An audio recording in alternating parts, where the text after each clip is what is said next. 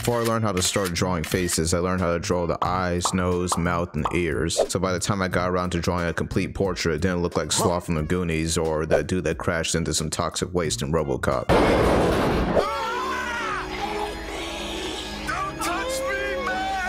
So to teach yourself how to draw facial features, you're going to use the process of tracing and replication, which is literally just tracing over the reference and then replicating it on your own, you know, by drawing it by yourself. So let's talk about drawing the eyes first. The anatomically correct eye isn't this flat anime looking eye they used to fill up your math notebook with. It's more of like a sphere that's pushed into your skull, and it has a pupil, an iris, a tear duct, an eyelid, and some people even have like these eye folds that their eyelids tucked under. And it has some thickness to it. There's some distance between, you know, the eyelid and the eyeball. And if you peep out the side view of the eye here, we also got this half circle called the cornea, which basically allows like light to like come inside your eye. Pause.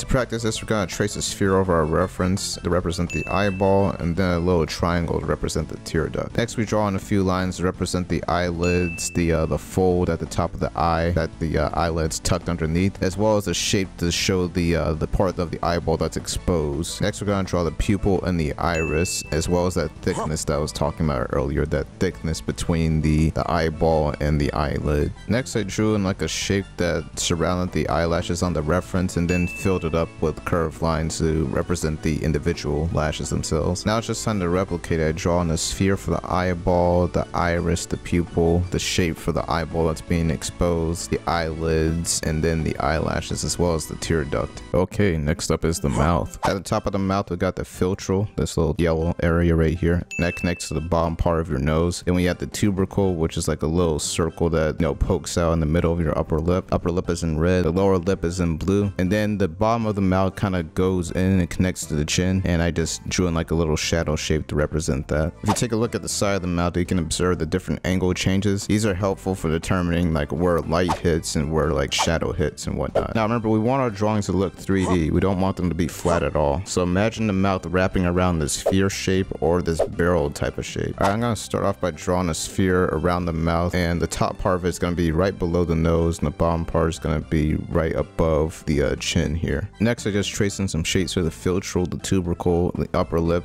and I add this little mark here to represent the corner of the mouth. Next, I'm tracing in the lower lip, and then once I've done that, I add some circles just to show those protruding parts of both the lower lip and the upper lip. Also drawing this curved rectangular shape that shows the mouth going back in and connecting to the chin. Now it's just time to replicate it. Add a sphere for the entire mouth. I add the filtrule, the tubercle, then I just draw in the upper lip and the lower lip. And finally, I draw in that shadow shape in order to show that the mouth is going back in towards the face and then connecting to the chin. When you're drawing a mouth that's open, you want to make sure you indicate that by just including another simple shape to, you know, actually show the area where it's open. When it comes to drawing the teeth, I recommend you draw in these little rectangular shapes first. Next, I darken up the edges of the teeth and add these subtle little lines in between in order to make it look like they're actually separated. Try not to draw these lines too wide or also look like the person you're drawing ate some piano keys for lunch. Now if your reference has a gap as big as the Grand Canyon, then you may want to indicate that by making your lines a bit wider. Let's draw some ears. So the ears are kind of complex. They got many different parts. We got the helix, which is on the outside of your ear. We got the antihelix, which is on the inside. It's that big part that's on the inside of your ear. We got the tragus and the antitragus, and we have the earlobe, and don't forget the ear hole as well. And if we look behind the ear, we have this portion called the concha bowl, which is perfect for putting cereal and milk in. What? Just kidding. That'd be disgusting. Now, let's say you've already identified the major parts of the ear by tracing over them. First, you're gonna draw the major shape of the ear like this. After drawing in that major encompassing shape, you're just gonna draw in the smaller details. So here we have the antihelix, the helix, and the earlobe. Then I just wrap it up by drawing in the remaining parts like the ear hole, the concha bowl, the antitragus, and the tragus. Now it's time to teach yourself how to draw the old sniffer, the nose. So the nose consists of this. We have the glabella, which is at the bottom of your skull, like in the middle of your face, and it's like right above your nasal bone. Then we have the nasal bone itself, some cartilage, and those two make up the bridge of the nose. Then we have the ball of the nose, which is like this fat area right here, and we have both of these nostrils in blue. And if you look below the nose, we can see the openings of the nostrils, as well as this part called the septum, which connects to your face. For our upcoming example, we're going to use the King of Pop and noses as a reference. First, I'm just drawing a block type of shape that surrounds the entire nose, and then I'm drawing in the